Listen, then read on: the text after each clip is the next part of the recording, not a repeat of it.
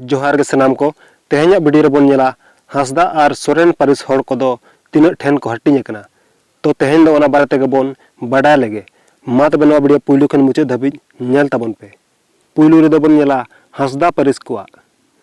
मिद रे जत हांसदा, दोसार रे सिकली हांसदा, तेसार रे कोडा हांसदा, पुन रे टाटी झारी हांसदा, मोड़े रे हांडी हांसदा, तुरुई रे काड़ा हांसदा, इयाय रे बिन चातम हांसदा, इरल रे सिंगड़ हांसदा, आरे रे सादा हांसदा, गेल रे चिल बिंद हांसदा, गेल मिद रे सिंदूर हांसदा, गेलबार रे सिरम हांसदा।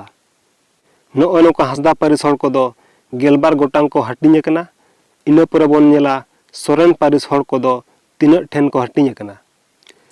मिद रे जत सोरेन, बार रे सुज सोरेन, पे रे सादा सोरेन, पुन रे जुगी सोरेन, मोड़े रे बरसी सोरेन, तुरुई रे बरची सोरेन, इयाय रे काडा सोरेन, इरल रे मल सोरेन, आरे रे माड सोरेन, गेल रे सिदुप सोरेन, गेल मिद रे बिटल सोरेन, गेलबार रे बिंडा सोरेन, गेलपेर रे मुंडा सोरेन, गेलपुन रे मेराल जो सोरेन, गेल मोड़े रे टुरकू सोरेन, गेल तुरुई रे हांडी सोरेन, गेल इयाय रे सिपाही सोरेन।